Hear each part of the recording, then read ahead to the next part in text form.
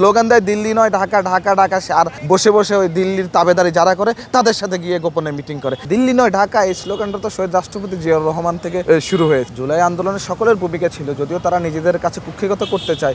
এইরকম একজন সমন্বয়ক ছিল, এখন পার্লামেন্ট মেম্বার, তার কাছ থেকে বাংলাদেশের জনগণ হয়তো এটা আশা করে না। 5 আগস্টের পরবর্তী সময়ে তারা দিল্লি নয় ঢাকা এটাকে ক্যাশ করে। দিল্লি নয় ঢাকা এই স্লোগানটা তো শহীদ রাষ্ট্রপতি জিয়াউর রহমান থেকে শুরু হয়েছে। তো এইটাকে ক্যাশ করে হাসনাত আবদুল্লাহরা, আমি নাম বলছি না, আপনি বলেছেন দেখে তার নামটা আমি বলতে চাচ্ছি। তো এই যে এই স্লোগানটাকে ক্যাশ করে দীর্ঘদিন রাজনীতি করে মানুষের সহানুভূতি তারা গ্রহণ করেছে এবং সহানুভূতি পেয়েছে, অনেক পেয়েছে। জুলাই আন্দোলনে সকলের ভূমিকা ছিল, যদিও তারা নিজেদের কাছে কুক্ষিগত করতে চায়। এই যে আওয়ামী দোসর মঞ্জুরুল, যে সাবেক মেয়র এবং আওয়ামী দোসর যে মঞ্জুরুল, তার কাছে গিয়ে গোপনে বৈঠক করে সাধারণ মানুষের জিম্মি হয়েছে, এগুলো কিন্তু কিসের দৃষ্টান্ত? এটা মুনাফিকের দৃষ্টান্ত।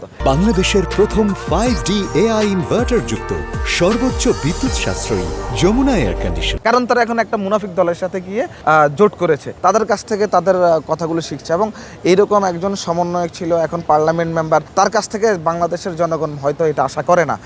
এদের কারণেই কিন্তু আগামীর বাংলাদেশ, যে সুন্দর সমৃদ্ধ বাংলাদেশ বিনির্মাণ করার জন্য সরকার অকপট প্রচেষ্টা চালিয়ে যাচ্ছে। এদের কারণে, এই ধরনের এই সমস্ত মানুষের কারণে, যারা মুখে একটা কথা বলে কাজে আর একটা কাজ করে, স্লোগান দেয় দিল্লি নয় ঢাকা, ঢাকা ঢাকা, আর বসে বসে ওই দিল্লির তাবেদারি যারা করে তাদের সাথে গিয়ে গোপনে মিটিং করে। এদের কারণে এই দেশের উন্নতি অন্তরায় ঘটবে। উনি যে মঞ্জুরুল, তাকে কিন্তু বিএনপি থেকে বরখাস্ত করা হয়েছে এবং সে স্বপ্রণোদিত হয়ে কিন্তু পদত্যাগও করেছে। যদি চিন্তা করেন যে আগে কে কি করেছে, এখন এটা যখন একদম এবার না, একবার বিএনপি করেছে, আবার আওয়ামী লীগ করেছে, আবার বিএনপি করেছে, আবার যেরকম একবার আওয়ামী লীগ করে, একবার বিএনপি করে, ছাত্রলীগ ছাত্র শিবির করে, একবার ছাত্রলীগ করে, আবার ছাত্র শিবির করে। এই যে আপনি দেখেন না, গতকালকে আপনার একটা শিক্ষার্থী তার 3টা পয়েন্টে লিখছে যে সে এত কট্টর ছাত্রলীগের নেতা ছিল, সে কিন্তু এখন ছাত্র শিবিরের সবচেয়ে বড় নেতা।